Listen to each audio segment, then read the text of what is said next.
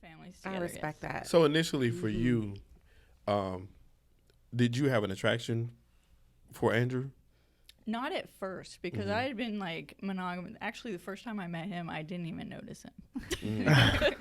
Right. Because I was just meeting her husband. Like, it was just a formality. Hey, let me meet your husband. Yay.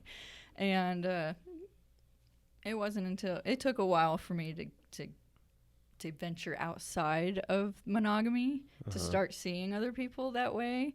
And actually, I was more interested in finding a female relationship, but that's really hard to do. And I still haven't. But Wait, so It's really interesting. interesting. So at first it was kind of like cheating then, or well, it could have been if But he then had you- chose because to you lie to accepted- me. He was honest Okay. about He it. was more. so So after James and I had started talking, and because he would come up to Atlanta on the weekends, and he would spend the weekend like at our house to hang out with all of his old friends, pre-war friends and everything. So we'd gotten really close, and I was talking to him about his PTSD and all this kind of stuff, and we realized we had fallen for each other. And that's when he kind of had to go through and deal with, hey, Jessica, this thing has happened, and I will completely shut it down if you tell me to. right. But, and she was like, no, I think you need this.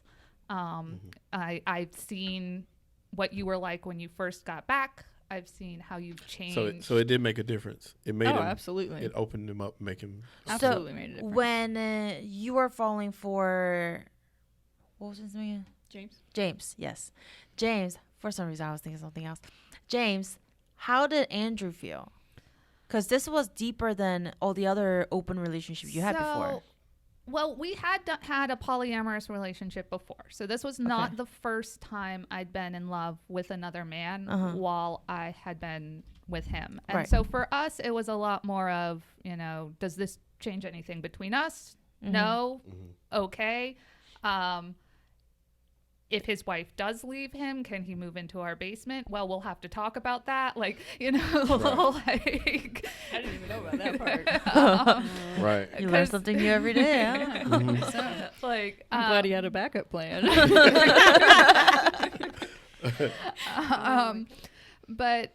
So for us, it wasn't old hat, because falling in love is never old hat. It's every new relationship brings new stresses and new questions and new, what does this mean for us?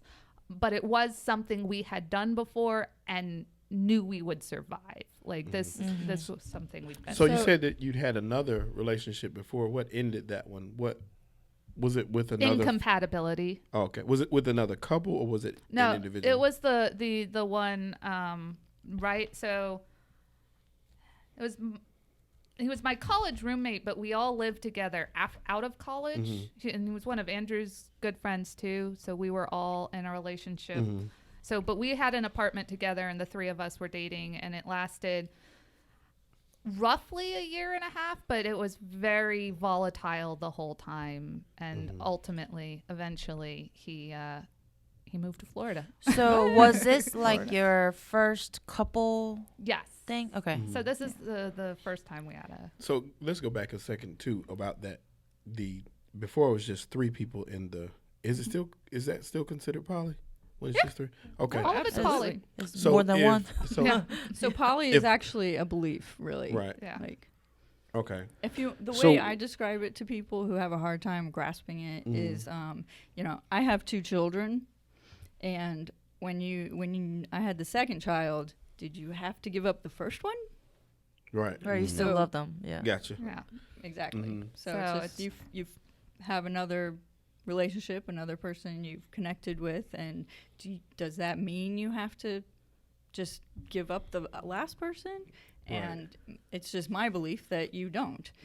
And even though James and I were monogamous for so long, I actually always had a poly mindset, and I just didn't know it because all through my early days in high school, I just cheated on everybody because I thought, well, if I can't I guess I have to let you So go what- because I met somebody new, but it never made sense to me because I just didn't know. So I didn't know when, that you could in do a it any other poly way. relationship though, what is considered cheating then? Cheating is breaking the rules. It's, I mean, the same thing. That you guys decide to set. But Whatever those the thing rules is are. The rules you've set. those rules aren't default. And if you think about it, it's actually it's a misconception that there are default rules in a monogamous relationship too.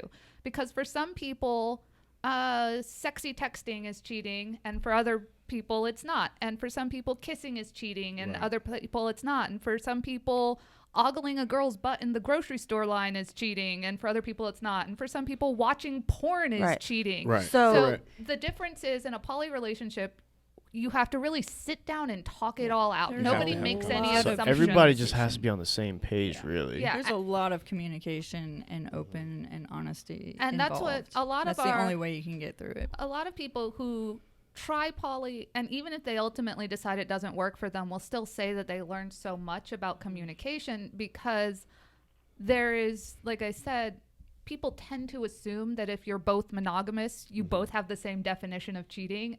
And it's not till you're fighting about it that you realize you don't. It's not till your girlfriend's mad you went to a strip club and you don't understand why whether you did anything wrong. Right. Whereas polyamory, we know that we don't know. We know that there's no baseline. So we have to sit down and say, okay, what is allowed? What are you comfortable with? Do you want to know everything I do on a date? Or do you just want to know where I go and that I'm safe? Do you want to know every time I think I might be developing feelings for someone? Or do you not want to know until I know it's going somewhere? Like, what level of communication do you want? So right now you're in a relationship with 3 different people because she is involved in this whole relationship, right? So during the time, you guys pretty much set the whole relationship, but everybody's idea is going to be all different. Do you just make everybody's mind come to just one conclusion, or do you just have different Absolutely relationship, not. different, rules for everybody? I mean, a little of column A and a little of column B. I think There you functionally, everyone has to sort of come to their own understanding with their partners of what they will and won't do. But in terms of how people think and how they feel, we all have very different ideas on what is meaningful, what is Right. allowable, like what we're comfortable with. And again, we are in 4 different relationships in one household, whereas the difference between that and like a triad is usually in a triad that person is all 3 of you are in a relationship And together. that's what I was going to ask about that too. So So- back to that part. I keep going backwards. I'm sorry. It's okay. But back to the triad you were in. So Go on.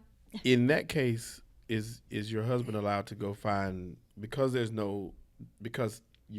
roommate didn't have a partner, is he allowed to go see other women? So I frequently encouraged him to, but he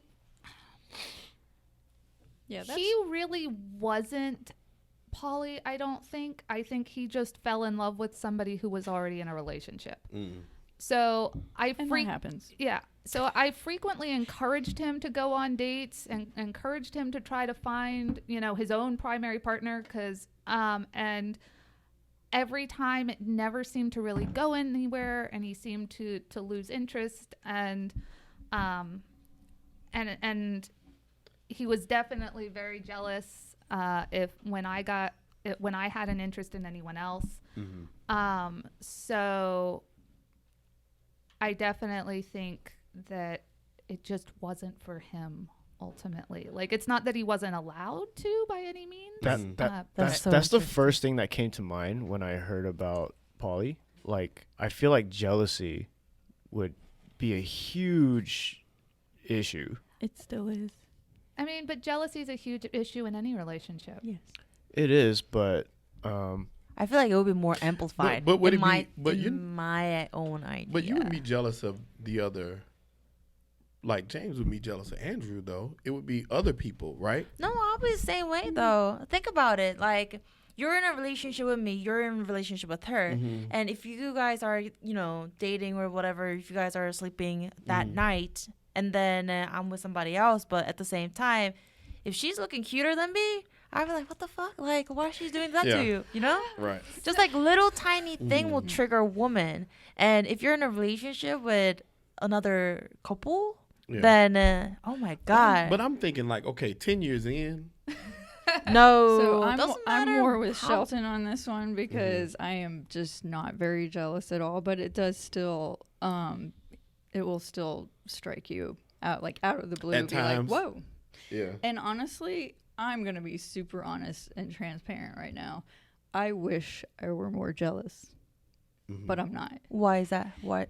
Because to be jealous, you have to have passion in something. You have to really want it. I get And I mean, so to lose the jealousy, you also lose a little bit of passion. I get that, yeah. And but so you work through it, and jealousy's not always bad. So that's what I'm trying to say. Is just because you're jealous doesn't mean it has to be a bad thing. Mm-hmm. Jealousy. Jealousy is also a great opening for communication. One of the, not to get too self-help booky, but one of the things, a lot of the books you'll read, and I definitely recommend reading books to anyone who's considering trying this. But one of the things they'll talk about is almost always jealousy is about a need of yours you feel like isn't getting met. So are you jealous that they're spending too much time with this other person? Okay. Why? Is it because they're not spending enough time with you? Can they spend more time with you? Are you jealous that they're sleeping in a room with them? Why? Is it because when it's your turn, they tend to crash on the sofa watching television rather than coming upstairs and lying next to you?